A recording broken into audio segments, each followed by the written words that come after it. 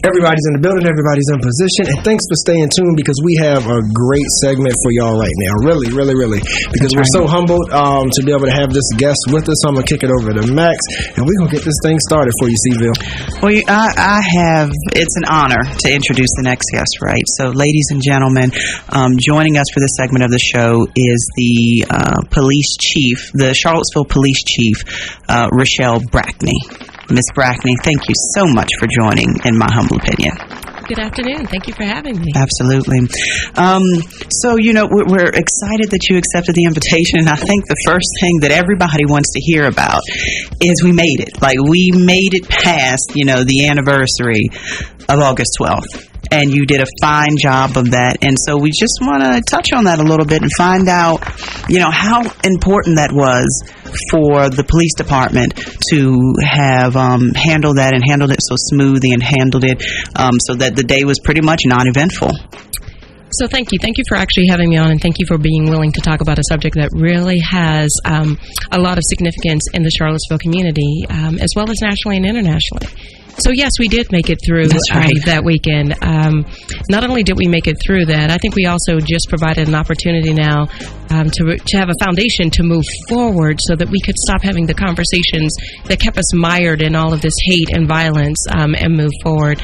So I'm excited and just absolutely blessed that literally this wasn't my plan, but his plan is the one that went into effect and showed up and showed out on that Sunday. Awesome. Yeah, thank you for that. Thank you for that. And if I may, I'm curious as well, about leading into last year as far as your election and that decision-making process from knowing the situation and circumstance that Charlottesville, Virginia was in. So take us back to when you decided to even come to Charlottesville. Why would you do that? You and everybody else have asked me, why would I do that? Interestingly enough, last year, during the events of August of 2017, my husband and I were actually on vacation in Barbados. My husband is a professor at George Mason University, and his area of expertise is slavery and slave narrative. And we were actually in Barbados, not visiting Rihanna's home spots or where she was building a house for her dad, but we were actually on sugar plantations, the old ones where slaves had come through those different ports. We come back to our resort, and we're conflicted because we're in this very expensive resort. We come back and we see what's going on in Charlottesville. We see the violence, and we see the KKK and Nazi symbols.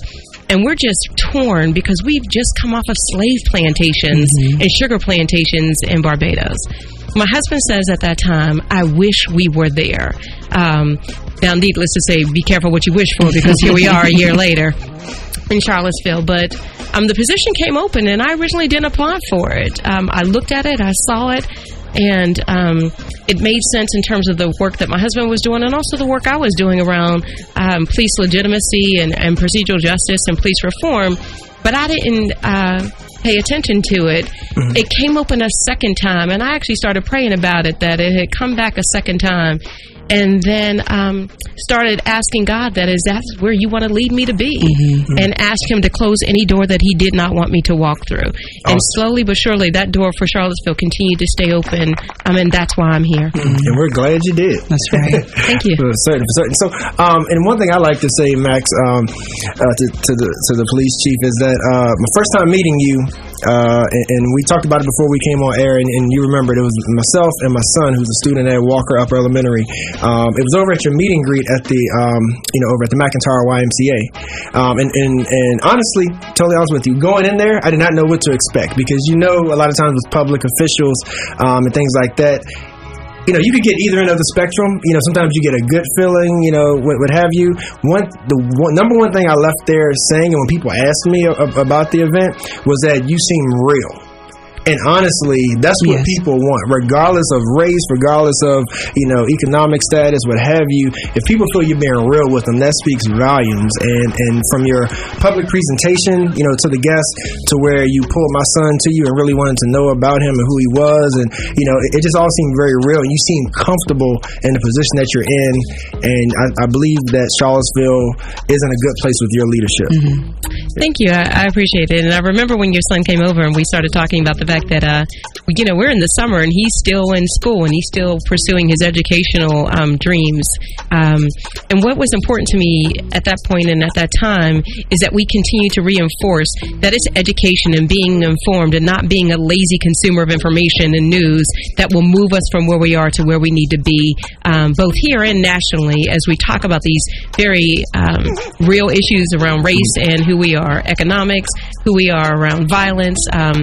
So thank you, and thank you for remembering. More importantly, thank you for being with your son and bringing him to that event so that he could be introduced to a different type of activism. And it's not necessarily always the one that closes down streets, but the ones that we get to by being informed consumers.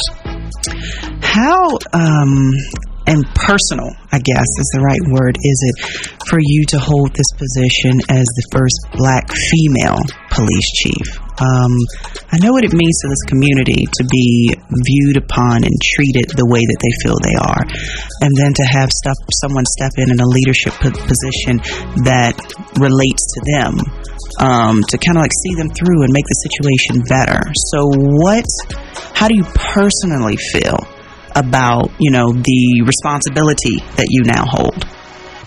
So I've always thought about it, understanding that, not having a whole lot of choices, that I was born a woman and I was born a Black woman, and very comfortable with both of those. Took my parents and my grandparents, and particularly my grandmother, maternal grandmothers. We all got one of those maternal grandmothers. And when I first started in 1984, there were not many police women, period, let alone Black women. And I remember my grandmother used to say all the time, my granddaughter's a police officer. And you know how we hit that real hard that first time around. Right. And she was proud of that. What she was really trying to say is, it wasn't that I had a good job. It wasn't that I had a job with benefits. I had a job in which she thought that somebody could put value to the voice of those persons who are often delegitimized in our institutions, our policing institutions, our government institutions. I also understand that is if I fail at this, there will not be an opportunity, and I don't care what anyone says, there will not be an opportunity for someone who looks like me to come in my place after me. Because then government institutions will have said, hey, we gave her a shot. We gave Black women the opportunity, and they just were not able to step up to the plate and be successful. So I take that on as a personal burden, but I also take it on as a mandate so that all of our young Black women in this community know that they are not defined by their race and or their gender. Thank you. How you doing? Hi. This is Razor. Hey, This is Razor. the fun part of the interview here. What everybody need to understand is this is one of the coolest people that I have met since I've been in Charlottesville. Like, she's very professional, very, very professional. Every time she speaks, everybody understands that. But you actually have a police chief that you can walk up to, laugh and joke with, and feel comfortable and safe with. Order Up Mobile Food Cart was down there on the anniversary, and it was because of you. It was because you not only allowed it, but said it was okay for that African American business to be down there in the midst of all that turmoil, and they were completely safe. It wasn't that for one moment were they ever fearful that something was going to happen to them. So I definitely want to applaud you for that. But you are one of the coolest people. I mean, like, people don't see you coming. People do not see you coming. Like, they leave with it like, oh Lord, this sister girl here. Wait a minute, somebody turn. I know you like some of the crazy, I like the police. Like you say, like, turn on some accents. She all right. I can get down with this one. I just want to say thank you. No, thank you. And actually, as I was walking past the mobile food cart that day, it was Max who reached out and said, hey, can I talk with you for a minute? And I was actually proud of the fact that she was comfortable doing that, that she took the first step. And then, of course, and that's where it's gone from here. Now, I'm pushing y'all to get some veggie dogs on that cart, but that's just me and you later. Now, Max don't mind talking. I can concur for them. We're going to take a quick break, family. But again, if you're just tuning in, we are speaking with Charlottesville Police Chief RaShall Brackney, having a wonderful conversation. Stay with us. We're going to talk about her plans for the department moving forward and for the community, okay? In my humble opinion. You're listening to In My Humble Opinion with Maxilia Robinson and Charles Lewis, only on 101.3 Jams. Thank you for staying tuned. We are back, IMHO, with our guest, and we're very glad to have Police Chief of Charlottesville, RaShall Brackney. So, Max, I'll kick it over to you. Yeah, sure. I think that we want to talk about your plans going forward for the city of Charlottesville, Ms. Brackney, because you still get a lot of divisiveness. So you have one side saying, wait a minute, it's too much ethnicity between city council and now the police department. Well, you get that. And then you get the other side saying, okay, now we have something we can build off of. Your job is to protect and serve all of us. So under that, perspective, what are your plans to serve the community as a whole and to make life better for everyone? So thank you for at least giving me the opportunity to talk about what a vision might look like for policing in Charlottesville and actually the greater Charlottesville community. The first thing I've been doing is assessing what are some of the issues that are facing the department in the city that are either localized or part of a national problem that we continue to hear about. For the last, say, 2 to 3 years, we've been hearing a lot about disproportionate minority contacts in the community, disparate treatment of minorities in the community. What is it? How do we engage or disengage from the school to prison pipeline concepts that are out there? So the first thing I've started asking the community is, before we can even move forward, we have to decide what type of relationship we want with each other.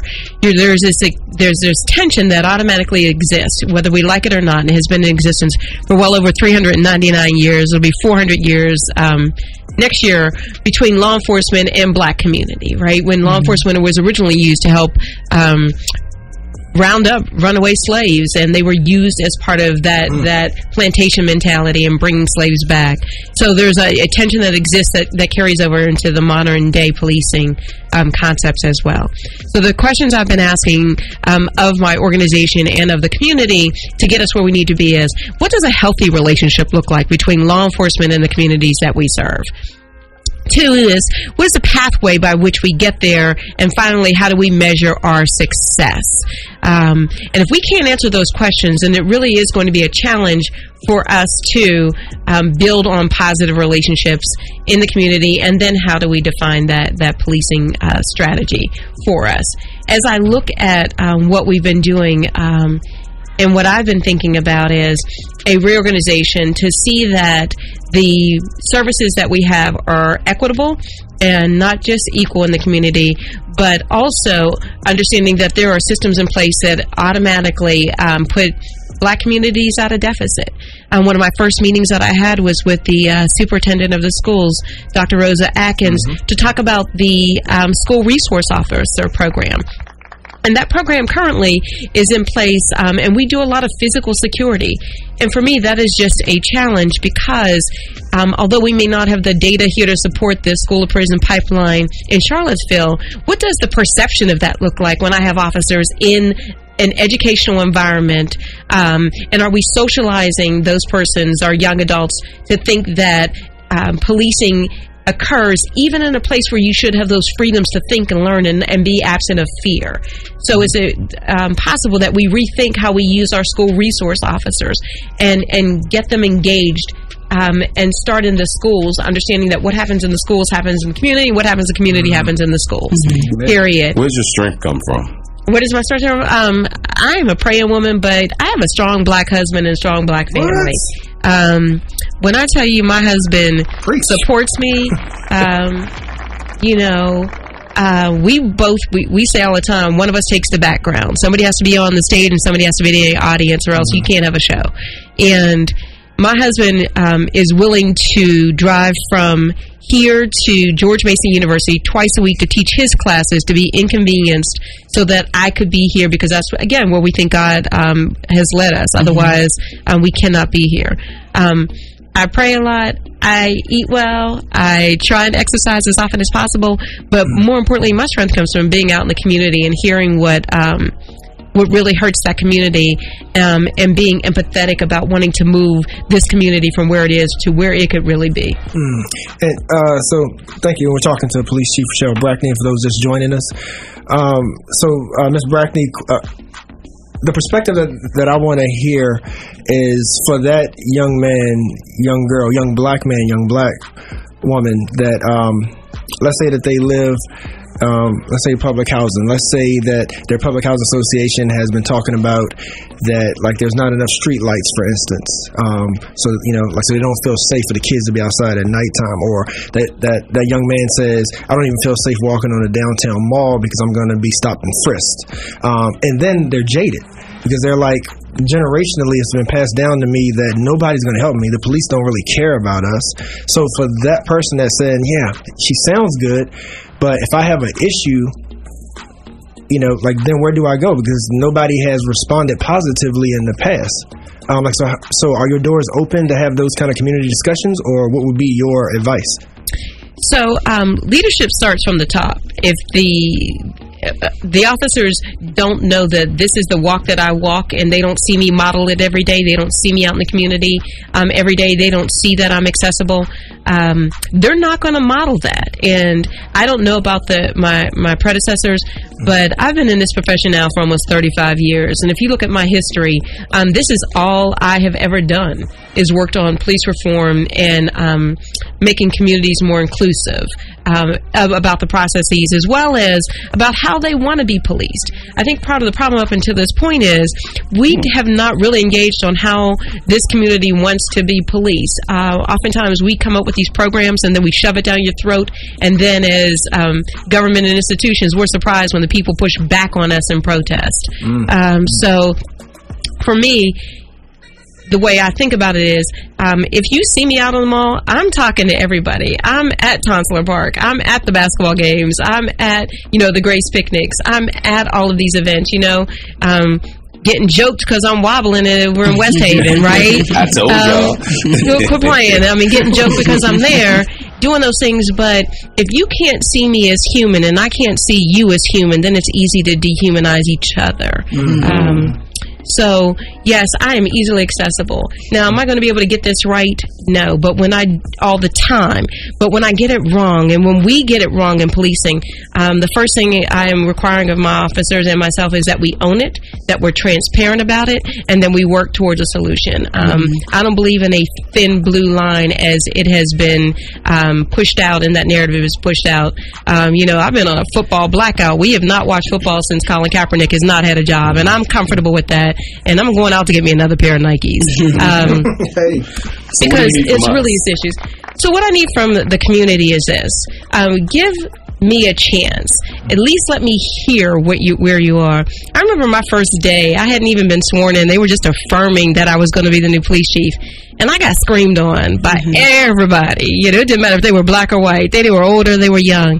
Give me an opportunity to at least prove myself. And at the end of it, if you can't say to me, hey, you know what, she walked that walk, she talked the talk, I'll own it and I'll leave this community. I would not want to leave or do more harm or bring more burden to Charlottesville, because Charlottesville is carrying enough burden itself.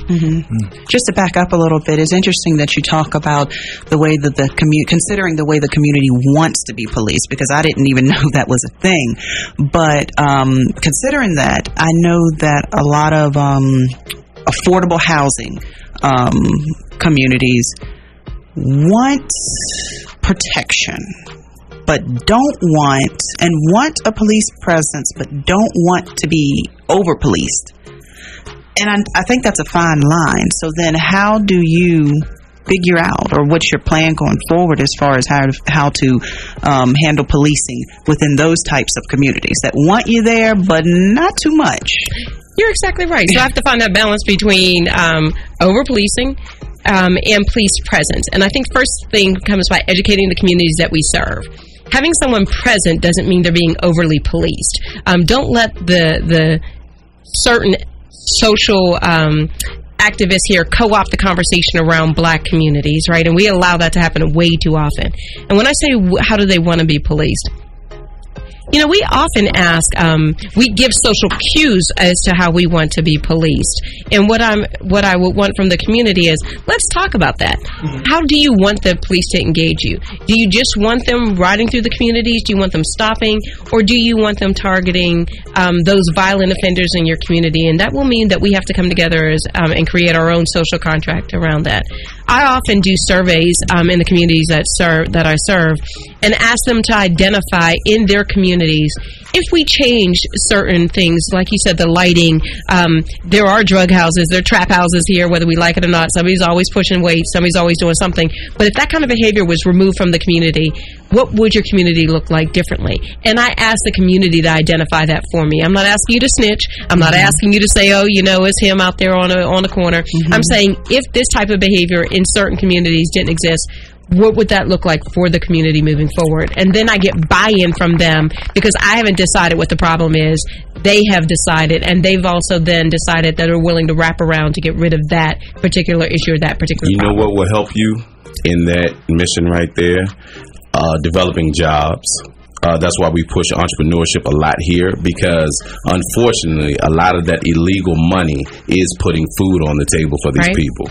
So while they don't want the shootings and the stabbings, they do want the money that comes from it. So it's a catch-22. So it's not that you have your work cut out for, because we know this. You know what I'm saying? Because none of our people own planes or on the border for the boats. All this type of stuff. The guns. We're not making any of these type of things. We don't work at those places anyway. So how are they influxed into our community so heavy? So if we can make it to where, I've been to a lot of places in my life, and places that have money don't have the type of crime that we're talking about right now. So the system that needs to be put in place is to develop to where people can financially take care of themselves. Once you have that, your job is going to become a whole lot easier. And I'm all for policing myself. I mean, not having a job at the end of the day. So I agree with you 100%. The work I used to do, and if you even just look at my dissertation, I talk about what are those adaptation strategies that our young black men use in their violent communities. And though we may look at it as something that's maladaptive for the rest of society, is that actually a healthy, positive way for them to survive those communities? And then how do we use that same kind of drive and that same kind of resiliency outside of those communities to be entrepreneurs, to be those kind of teachers, to be those leaders, and to be those activists out in the community? So I hear you 100%, and anything that I can do to help with that in a real and meaningful way, I'm all in.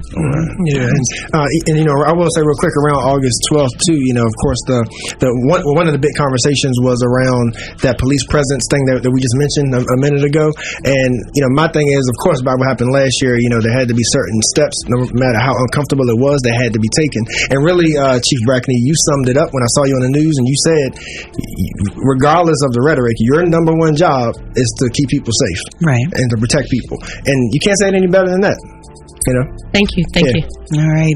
Thank you so much, Police Chief Brackney, for joining us. We appreciate. Can I plug Lee Banger real quick? Yeah, sure. Because I noticed the song we played before we came back to radio. You're right. You were feeling that song. Yeah. Now I don't know if you know him, but that's a local gentleman, Brandon Dudley. He goes by Lee Banger as his stage name. He wrote that song for his newborn and his kids. Right. And so I saw you feeling that. So shout out to Lee Banger, for another good one. And shout out, because I'm a serious hip hop head, so I'm good.